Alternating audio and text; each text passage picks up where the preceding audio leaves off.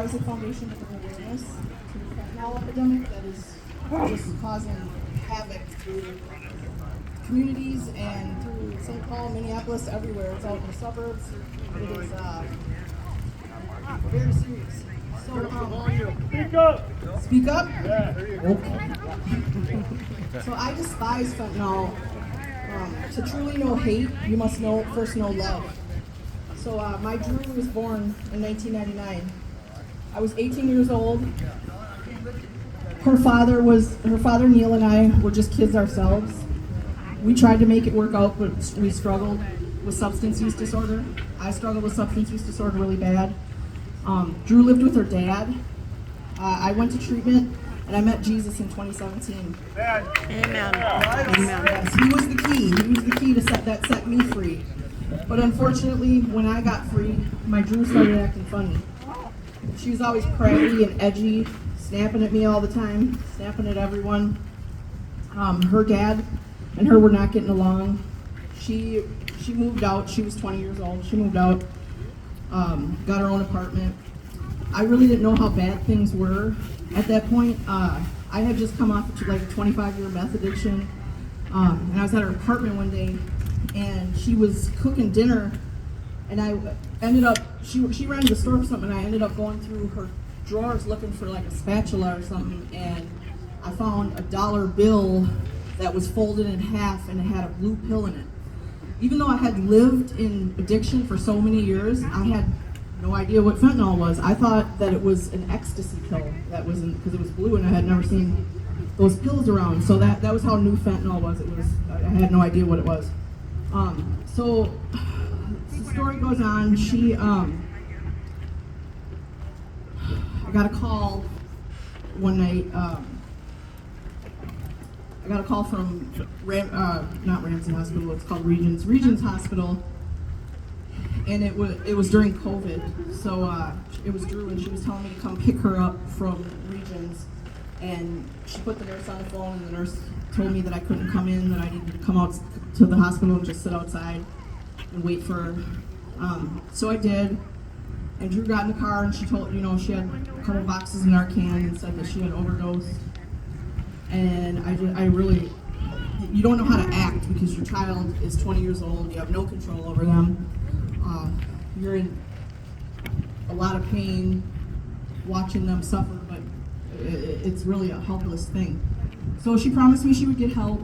I dropped her off at home. Not even a week later, I got another call. This time it was from HCMC. She had crashed her car. She had overdosed and crashed her car in Minneapolis. And this time I didn't let her out of my sight. This time I took her home with me.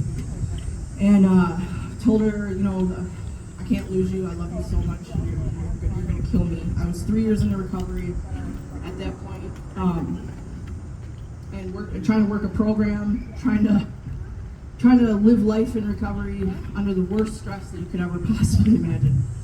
So Drew. So after she overdosed, I took her. She went to Teen Challenge. She met Jesus, which was wonderful. I got to see my daughter worship God. I got to see my daughter know the Lord.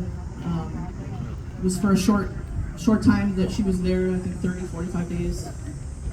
And she ended up leaving. And like I said, there's really nothing you can do when your child is in addiction and they're an adult. So on my 40th birthday, they had a surprise party for me. It was great. It was at a local church. And all my friends came, and I had the best 40th birthday I think I've ever had in my life. That day, I was wondering where Drew was. I knew she was traveling with some friends, but she hadn't called me. And all of a sudden, at about 9 o'clock at night, my phone rang, and it was a detective from Arizona calling me to tell me that they had found her body in an Airbnb in Arizona.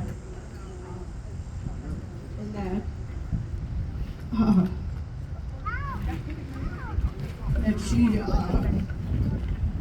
there were some blue pills on the dresser next to her, that I had to arrange to have her body flown back to Minnesota.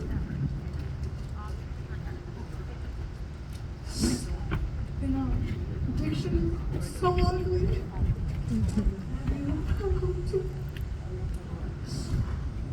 So ugly. This is Drew's grandma right here. So we arranged to have her body flown back up to Minnesota, and we arranged her funeral. And it was very difficult. Her dad died 5 months later.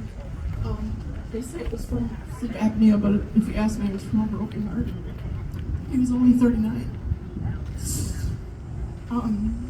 So fentanyl has devastated my life, devastated my family's life. It's devastated the streets of Minneapolis, St. Paul, every city. As you can see, the homeless encampments and people that are suffering from this drug. Yeah.